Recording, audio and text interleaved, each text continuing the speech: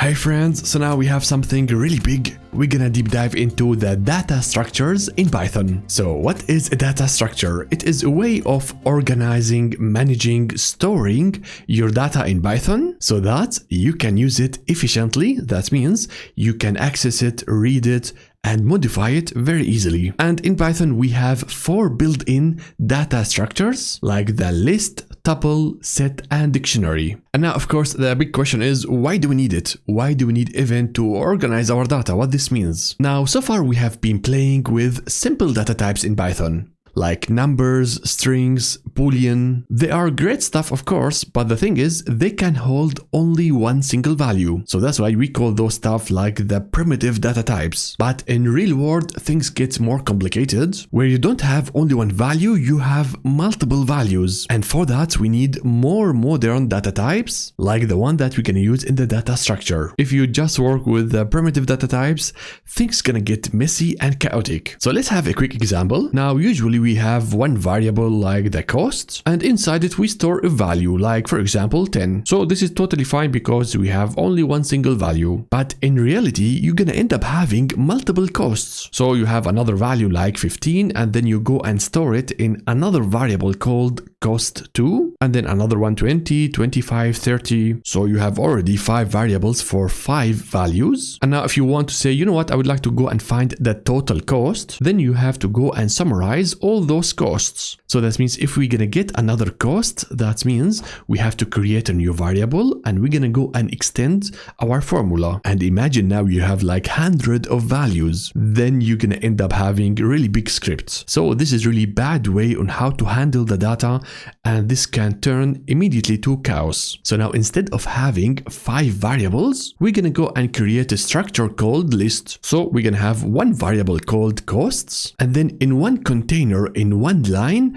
we're gonna put all the values of the costs and then separate it using a comma. So that means we have one container for all the costs. And now if you want to calculate the total cost, it's gonna be very simple. All what you have to do is to use a function called sum and then pass to it our structure. So the variable name costs. If you do that, you're gonna get the exact same result as the previous one. And now the best part, if tomorrow you got a new cost, you don't have to go and create anything else. So no new variable, no changing of the formula. All you have to do is to go and drop those values inside the list. So now just look at it, you understand exactly why we need data structure. Our data is nicely organized, our code is shorter, and it is very easy to operate. So the rule is very simple. If you have multiple values for the same topic, like the costs, then you have to use a container, a data structure in order to handle those values. And again, in Python, there is like not only one way on how to store multiple values,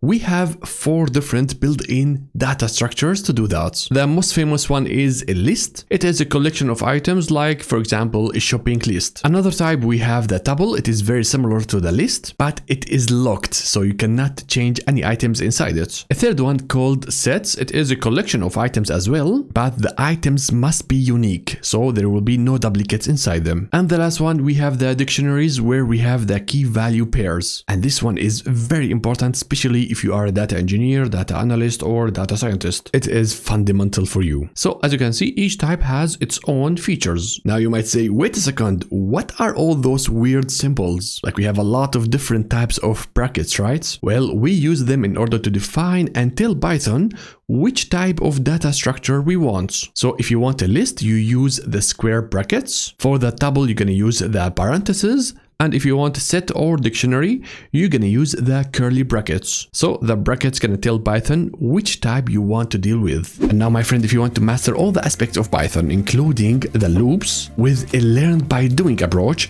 and many hands-on exercises, I really recommend here Data Camp's Python Data Fundamentals track. So now let's say that we have a data structure, for example, list. And the question is what we can do with it. Well, you can do a lot of things. Like, for example, you can access specific value and read it, or you can do some checks you are searching for bad data. And another thing, you can go and change it, and many other transformations, manipulations, and advanced operators that we could use on top of our data. And now the question is, what are the tools that we can use in order to do all those stuff? So now remember, in Python we have standard library, and inside it we have multiple modules, and the one that we are working all the time is the built-in. And if you go inside it, you will find functions. We call them the built-in functions, like the print, type, length, summarize, max, min, and many other functions that really gives you a lot of tools to manipulate the data structure. And at the same time, we have something called classes. And for each type, we have a dedicated class, like we have class for list, class for tuple, and for set and dictionary. And now each class has its own methods. It's as well something like the function. It is a tool in order to do something. But again, those methods are allowed only for specific type. And once you create a data structure, like for example, a tuple, then Python gonna go and assign it for the correct class. And then you are allowed only to use those methods in this class. Like for example, the count, the index. But now if you go and use an append or insert, then you will get an error because this is not part of your class. So this is really interesting to understand. In case you get an error, you will know why you are getting it. Maybe because you are using something not allowed. So with that, we have enough tools in order to manipulate the data inside our data structure. So now I would like you to understand one big difference between functions and methods. Not only we have a difference in the syntax, where we start with the function name and then we pass to it like the variable, but with the method we start with the variable, then dot, the method name. But the big difference is what can happen if you use it. Usually the function is very simple. You give it an input and then something gonna happen, and in the output you will get something out. Like for example, the function length gonna give you at the end how many items do you have inside your list. And now in the methods, they as well accept an input, but we have many methods that gonna go and directly manipulate the input value. So the original value gonna be changed without returning anything in the output. So you will get none in the output. So by looking to this, the functions will not manipulate the original value, the input. It will just return a new value. But the methods, they are more risky, where they gonna change directly the original value. Quickly some coffee. Alright, we're gonna start with the first type of data structure in Python.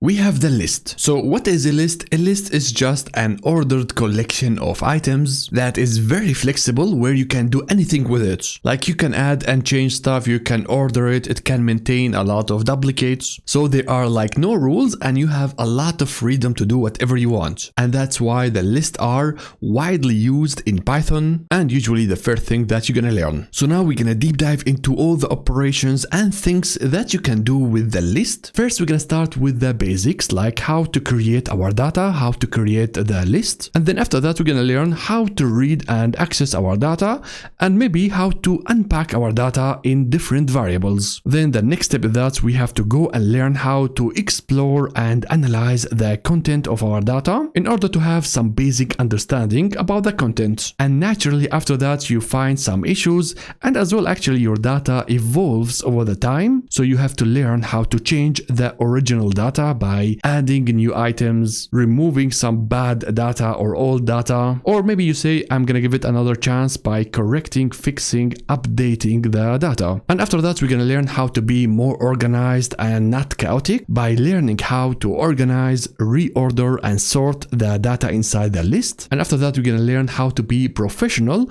where we don't go directly and change the content of the raw original data, but instead we're gonna go and make an extra copy so that we don't lose the raw data, but we have to learn how to do it correctly so that you don't get nasty surprises. And after that, you will get the reality check, where you understand that actually not everything always in one simple list, but in real projects your data gonna be spreaded in different lists, and your job is to go and maybe combine them back to one big list. And with that, we will be covering all the basics, and then we're gonna go to advanced topics, where we're gonna learn the different methods on how to iterate through your data and items inside your list. And then we're gonna learn how to do data transformation, how to do data filtering, because you don't want to deal with all the items of your data. And then we're gonna go to the last advanced technique. This is gonna be the most powerful and the coolest feature in Python, where you combine the three power of looping through the data, filtering the data, and transforming it. Everything in one simple line. So this is the plan. This is our roadmap. We're gonna go and deep dive into each one of them, and we will start with the first one, how to create a new list. So let's dive in. So if you liked this video and you would like to have more free content like this, then support the channel by subscribing, liking, commenting. This really can help the channel to grow and to reach others like you. So thank you so much for watching, and I will see you in the next video.